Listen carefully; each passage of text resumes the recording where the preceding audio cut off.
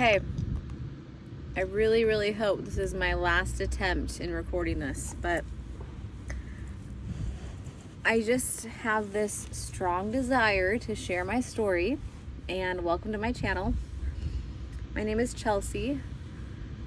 Welcome to Soul Sacral, and I wanted to create this channel. This is my very first video to tell about myself and to share my creative self. So I hope to share spirituality, some surfing information and experiences, travel, but mostly about how to connect with your intuition and all the above. I have so much to share, and I'm so happy that you're here. If you like what I have to say and you'd like to support me, please follow and subscribe. Leave a comment if you want to hear more about anything that I talk about today. So my very first video, I wanted to be about how I left the Mormon church in my early 20s. I'm now 45, and I'm on a very beautiful spiritual path. I consider myself a teacher and a student of the spiritual arts. I connect to spirit, and I do readings and sessions and Reiki. I'm a Reiki master, and I also teach Reiki. And it's just, I feel like, kind of a unique path, and I want to share it because it's brought me so much joy and love in my life. So I'm sharing it now with you. I just want to start at the very beginning, and it's a long story. This is going to be a long form YouTube video or podcast, and I just want to share my life because I enjoy hearing stories like that as well. So if you have any questions, I can do a follow-up video if there's an area that you want more information on. But just starting at my birth, I was born in the late 70s in Sacramento, California, and I was raised in a very strict Mormon home, very strict Mormon upbringing, very loving too. But my parents definitely followed all the rules. We went to church every Sunday for 3 hours. My parents did home teaching. That's a calling in the church where you go to people's homes and visit them, visiting teaching for the women. Later on, I went to young women's group an hour a week. During the week we met, as well as the Sunday work. And then in high school, I went to seminary before high school for an hour to study scripture, the Bible, the Book of Mormon, and also other books. And then in college, I also went to the Church Institute, which is college level classes through the Mormon Church, Church of Jesus Christ of Latter-day Saints. So I always was 1 foot in and 1 foot out. I would swing kind of, not drastically, but semi-drastically, both ways, being active in the church and not wanting to participate. When I was younger, it really wasn't a choice. It was just, you have to go to church. There was absolutely no choice. That was just how it was. And okay, so raised by very strict Mormon parents. I just want to give a little bit about both of their backgrounds so we can understand where they came from. So my dad, his dad's family, and his family was converted to Mormonism a couple generations back from his dad, and they were from Kentucky, and they were very poor, and the family had, other members of the family and their families had already gone to Utah, and my grandpa's family, I believe, was the last one, and it was very hard to survive being so poor. So they went, I think, for social support, and also probably because they wanted to be Mormon too. So they went to Utah, and that's where they became Mormon. And then my dad's mom, my grandma on that side, her family was from Switzerland, and they were converted there a couple generations back. So her grandparents, and they came over and came to Utah, and that's where they were both from. And they eventually were being raised in Bunkerville, Nevada, which is where they met. And they decided to grow as a family and raise their family in Sacramento, where my parents met, because of the job opportunities in the 40s. So my mom she passed 5 years ago or so, and my dad is still living. She was almost 10 years younger than him, so raised kind of 50s, 60s. Her mom, my grandma, who's still alive, her grandma was Mormon, and I don't know her story, unfortunately. I should know that. But she was living in Sacramento, and my grandma's mom, so my great grandma, just made some really bad choices in life. She had like 4 different husbands. The kids were taken out of her custody at some point. And my grandma was raised, she was in the children's receiving home in Sacramento at some point, but then also her grandma raised her, the Mormon grandma, and she always loved her. And later on, when she met my grandpa, she wasn't Mormon, she wasn't active, but later on, when my mom was 9 years old, the missionaries came to their house and she let them in because her grandma was Mormon. So that was the reason. And my mom was baptized at 9 years old. And my mom loved the church.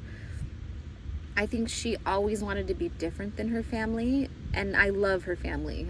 We grew up with both sets because I was raised in Sacramento. So I got to grow up with both sets of grandparents and even some great grandparents, which I'm so grateful for. And my mom, being baptized at 9, just always wanted to participate in the church. Even when she would get in trouble, her dad would ground her from going to church. That's how much she loved it. Her dad never converted to being Mormon, but her mom started going to the Mormon church, and to this day she's still very active. So my mom was just so gung-ho about it, because to her it just improved her life so much. In her opinion. And my dad's family was so involved in the church that my grandpa was actually a stake president at one point in the Sacramento area, and then he was the patriarch. And you have a calling as a patriarch.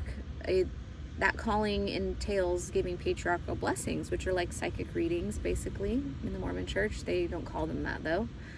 But it's a blessing about how your life is going to turn out should you choose to remain in the church and remain active, or should you not.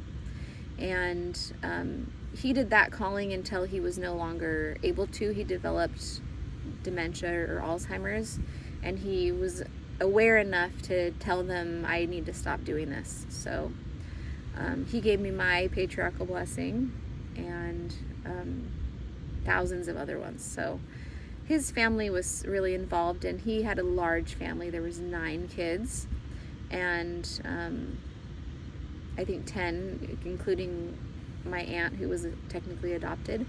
And half of the kids are Mormon and half of them aren't. Now they're all, of course, adults. My dad's 77, and he's very active in the church. And yeah, so that's how we were raised. My parents followed all the rules. They paid tithing. They went to church every Sunday devoutly. They always took the sacrament. They did fast and testimony meeting once a month. That's when you abstain from eating, and then you use any money that you would have spent on that food to donate to the church, or they would spend it on a charitable cause. I'm not sure. That's what they say. And that starts at age 8, so I did that, and that's why today I just do not like fasting at all. But yeah, so it was very strict, and I remember getting invited to my friends' birthday parties that were on Sunday, because we were friends with everyone, at our school or community, and my parents wouldn't let me go because it was on Sunday. We couldn't go swimming. So I didn't like that at all, even from a young age. I didn't feel like that was worth it for the church that I didn't even really enjoy. So my first moment of cognitive dissonance was when I was in first grade, and there was a class called Sunbeams, and we were all sitting on these little metal chairs, and the teacher, sweetest teacher, I just remember really liking her, and she asked us, okay everyone, I want you to raise your hand if you've ever felt the Holy Ghost. And I did not raise my hand because I didn't really know what that was. And the kids were all raising their hand, and I remember looking at them and thinking, all of these kids are lying. They don't even know what the Holy Ghost is. So, and she just kind of chuckled and was like, you felt it, and I was like, I'm not agreeing to something that I don't even know what it is. So that was my first moment of cognitive dissonance that I remember out loud disagreeing with, and there were many more, but another big one for me was when I found out about Joseph Smith being a polygamist. And I remember they did not talk about it often at church, but I remember them saying, well, he didn't really want to, it was a sacrifice for him, which is complete BS. And God told him to do that to replenish the earth so that they could grow the gospel, And I was like, no, that's not right, and that's not an excuse. And I didn't buy into that, and I just never liked him from that time forward. I remember visiting temples, and they had big statues of him or pictures, and I was like, ew, I don't like that guy, and it's gross that they're worshiping him. So I kind of had a bad feeling about him from the beginning. So moving right along, I should include that there was a lot of fighting in my home with my parents. My mom had really big mood swings, and my dad would frustrate her. And at the time, I always looked at him as the victim, and I thought that she was just crazy, causing so many problems for us in the home. But now I know, after some information I got intuitively, that I was able to see as she was on her deathbed, actually. I was able to see my dad's role in the arguing growing up, and I was never able to see that until that time. And it was so interesting. I think we're all meant to learn certain lessons, and I think for that reason we don't see things clearly until we have learned that lesson. So anyways, there was a lot of fighting, and I had a very dysfunctional relationship with my mom because of that. Mostly I was such a sensitive person. They call it a highly sensitive person, and it just would leave me for days like traumatized and feeling horrible. And she would be fine after the fight. She'd probably feel even maybe good, it seemed like.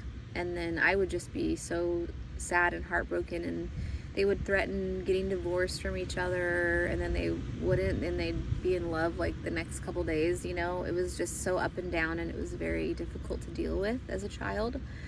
And that was huge for me, because I would think, they're telling me, my mom would tell me, if you choose to obey the gospel and do all the things that they ask, then you will be happy.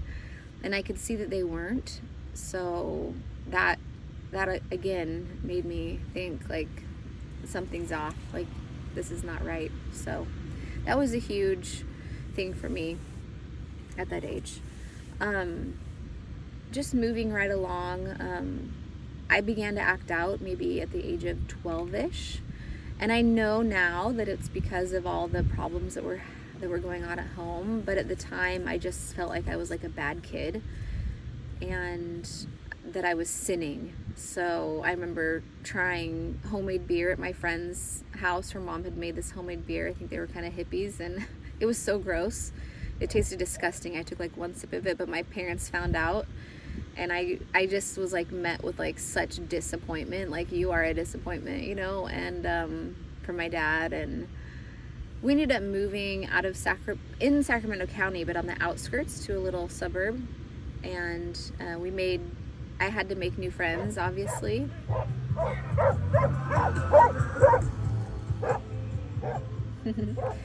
I made new friends, and those friends were in the church, because it's so easy to make friends when you're going to church for so many hours of your week.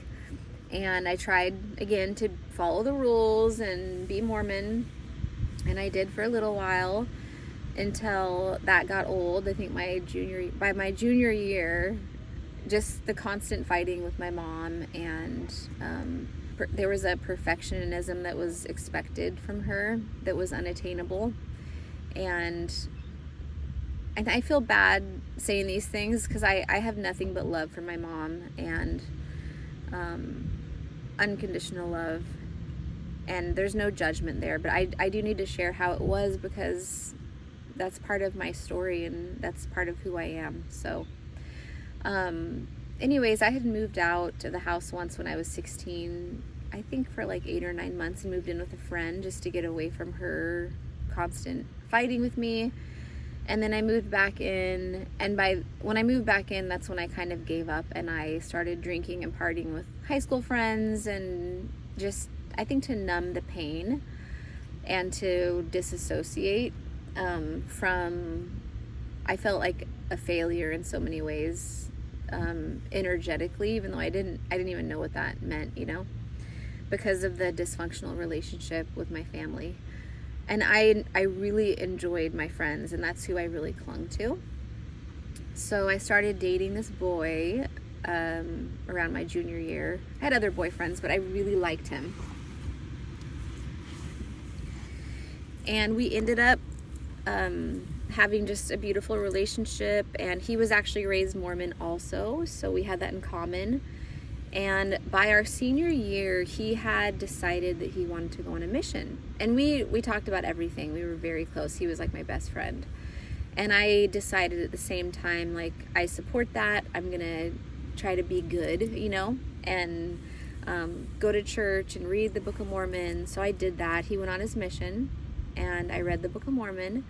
And at the end of the book, it asks you to find out through prayer if the Book of Mormon is true. And I just need to add this that I forgot. I had moved out the day I finished high school, and I moved in at my grandparents' house in Sacramento City, because I went to Sac State. And I loved it there. I loved being around them. They were such beautiful people, completely unconditionally loving. They let me be who I wanted to be. They didn't give me a curfew, which probably, my aunt lived there too, and I think I was probably the worst roommate a couple times, but I loved living with her. She is such a loving person, and I really needed that in order to grow and in order to learn to love myself, and to be myself, which I could be there, and that was so nice. So I was living there, dating this boy that I really liked, and life was good, and I was going to church and trying to do all the things, so read the Book of Mormon and all that. So I had read the Book of Mormon, and I went to pray about it, as they challenge you in the end.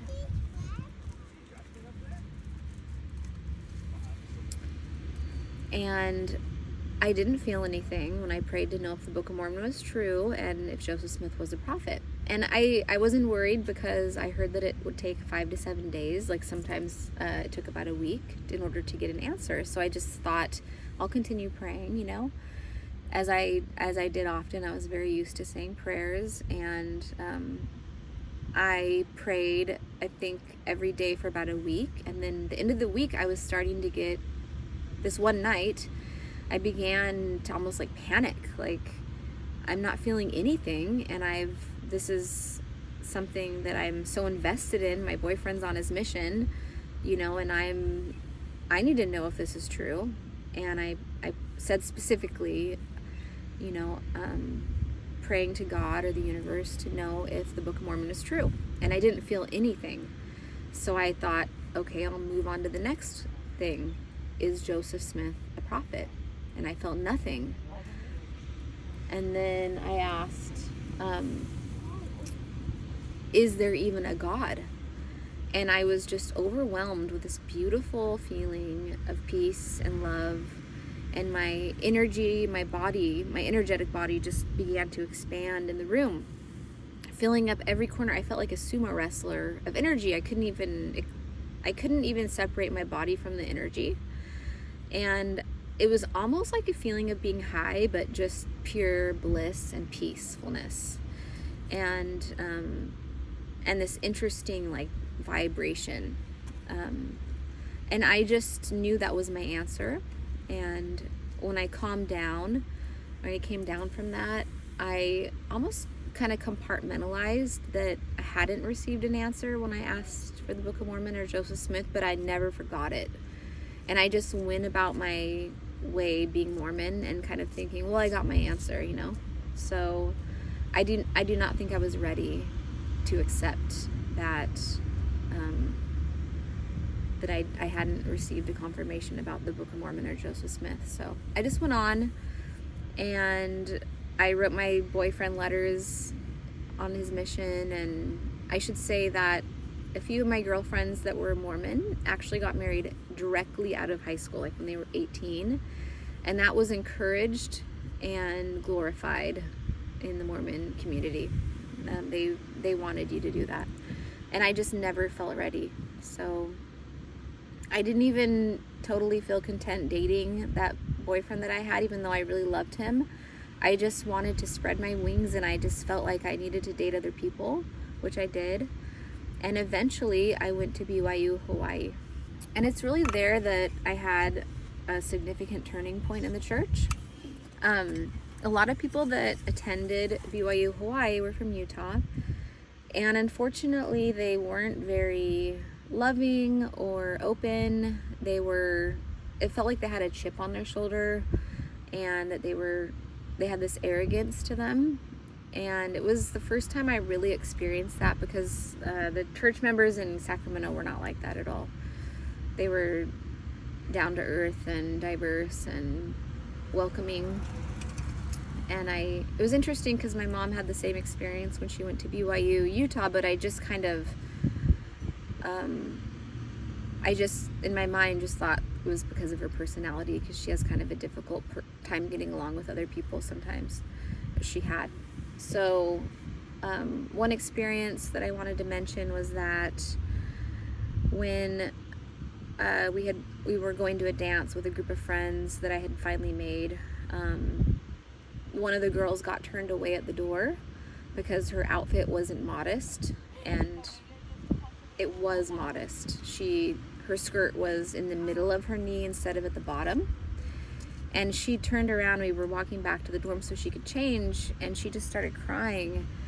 And I felt so bad for her, and she just said, "I'm so sorry that I disappointed you guys, and I dressed immodestly." And I was just so taken back by that and the amount of brainwashing. I just was like, this has nothing to do with you not being modest. You're completely modest. Your skirt is down to your knees. It's just not an inch below like they wanted.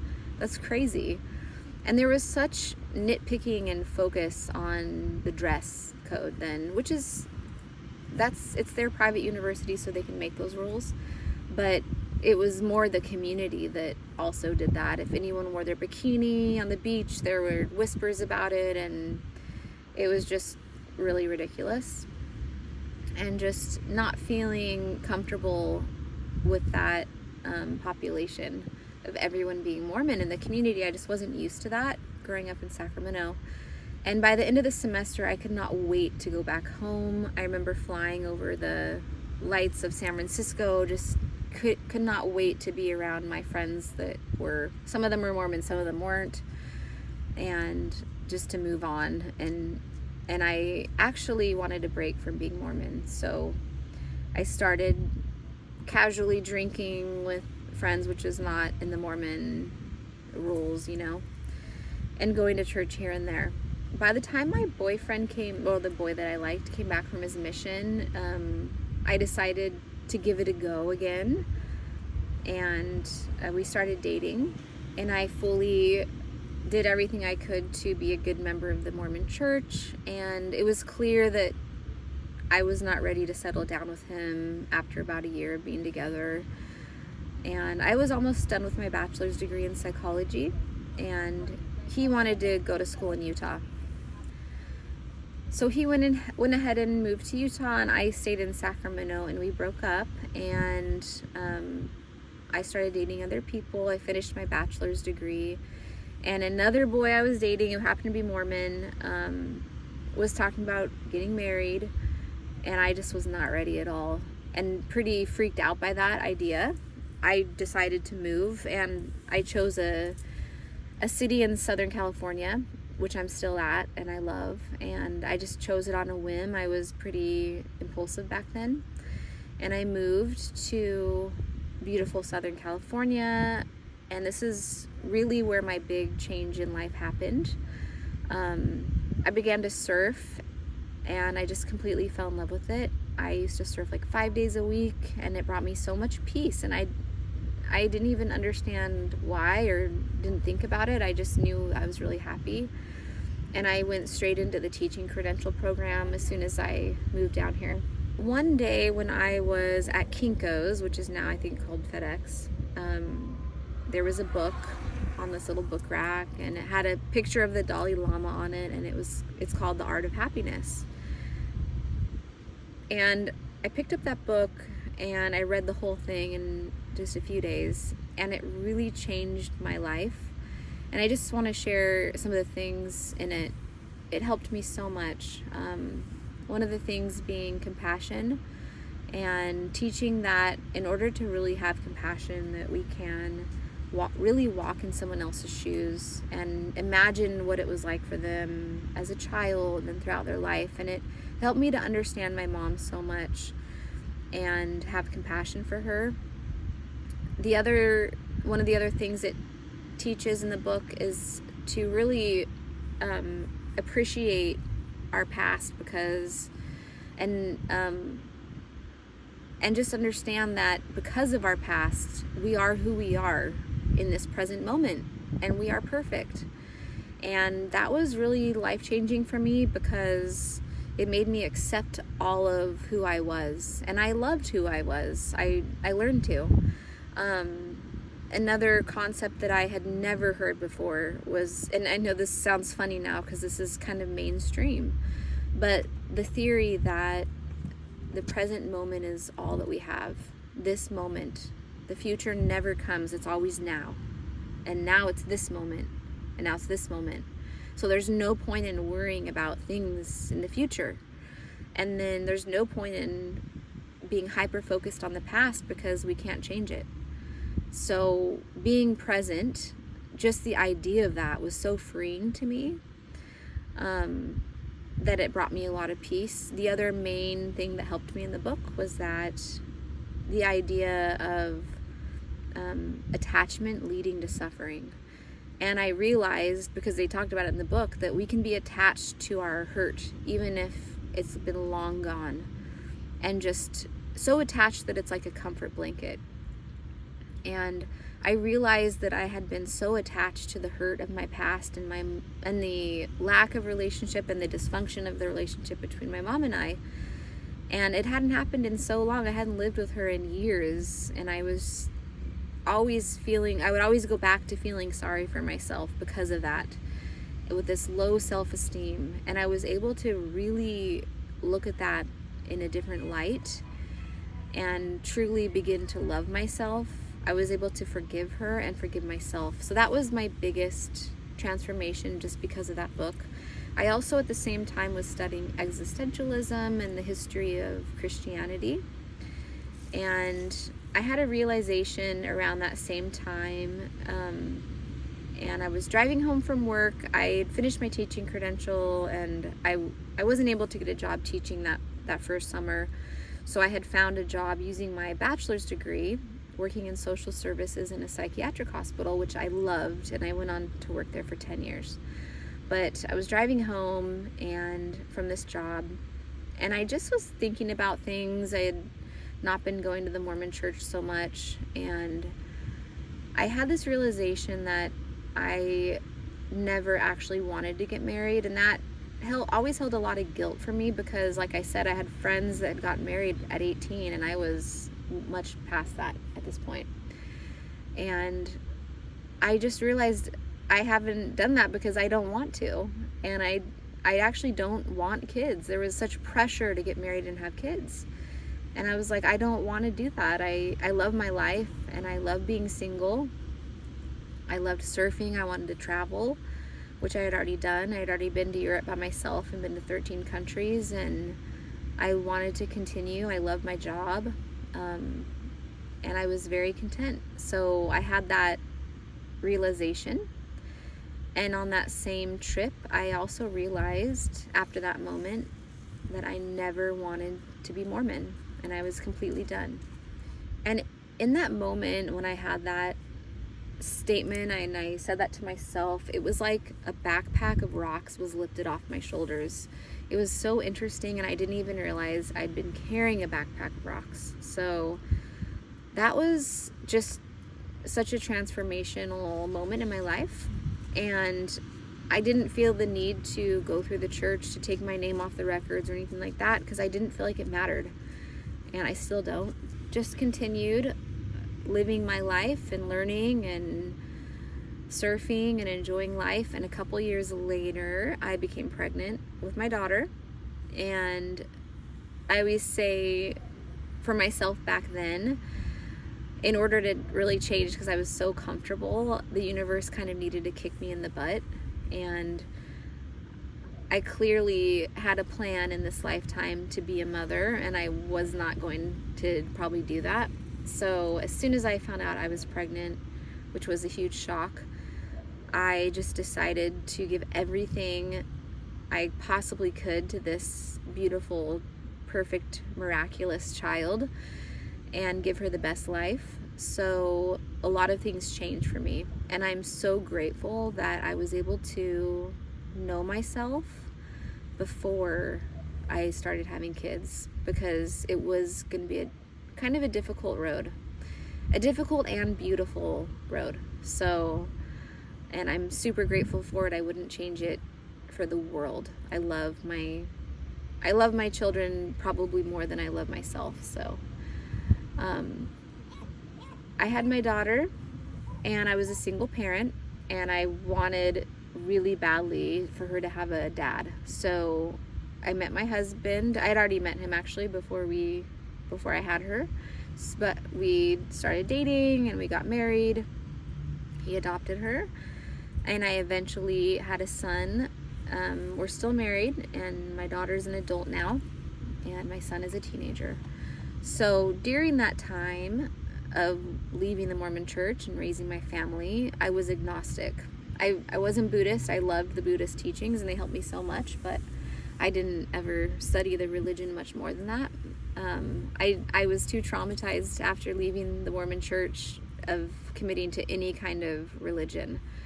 And I just continued in my agnosticism. I will say that when bad things happened in the world, as they do, I did have this feeling of there can't be a God, because if there is, why would he let these horrible things happen? And I think a lot of people feel that way sometimes, and it's totally justified, but that's not what I believe now.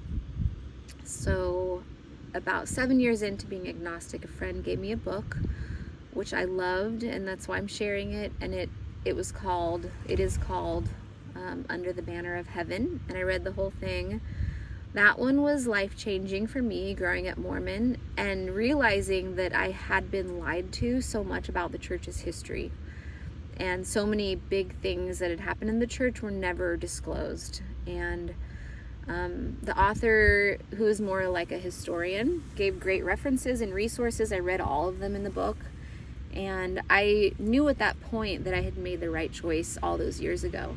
And I went on being agnostic, and Facebook came about in social media so we could connect with other people. Podcasts started, and eventually I found Mormon Stories by John Dehlin, the podcast, which I highly recommend. And he shared a book on there called No Man Knows My History. And this book was really life-changing for me in my Mormon journey, because I had never really known the history of Joseph Smith. Like I said, I was never attracted to him as a person. I just got a bad feeling ever since I saw his pictures and heard about his polygamy. And rightfully so. Once again in my life, another time where I had this intuition that I listened to. And I learned that he had married with his many wives that he married, 2 of them were 14-year-old girls, which was not normal at the time. It was not an average, even close to the average age of marriage. And at least 2 of them were currently married at the time of him marrying them. That was so disturbing for me. That's called polyandry, by the way, not polygamy. I also learned that when he was, quote, looking for the brass plates where he says that the Book of Mormon came from,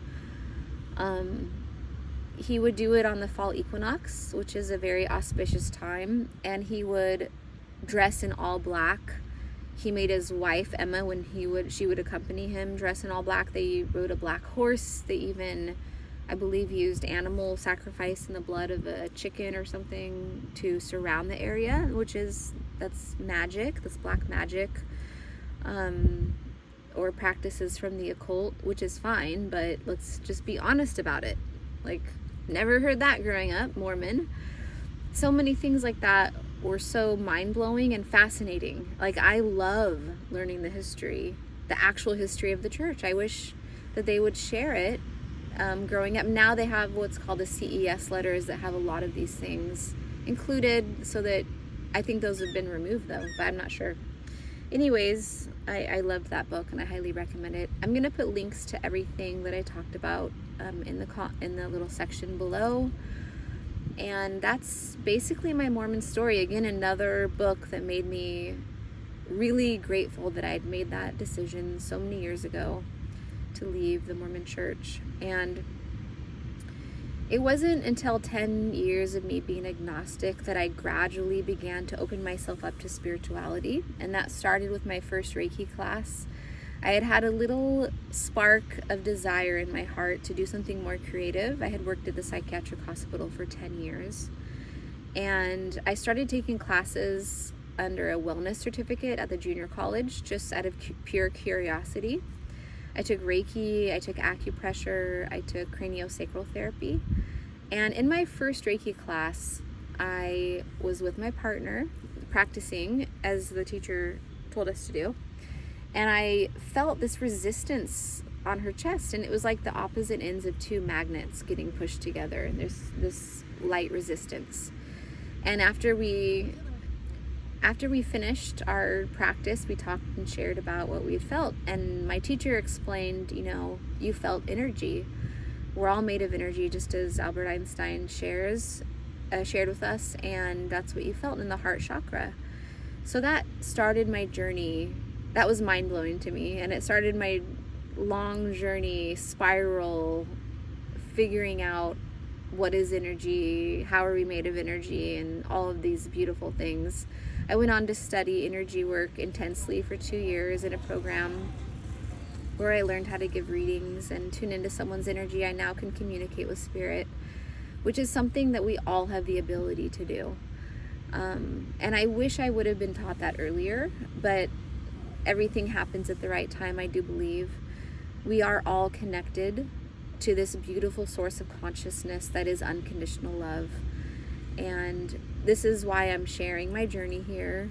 And I just want to share that as I leave and I finish the story for now, part 1, and share that there are so many energies all around us, our guides, our ancestors, our loved ones that have passed, and this source of unconditional love, where we came from and where we're going to, and that's available to us at all times. So no matter if you're Mormon or not. So I just wanted to share that.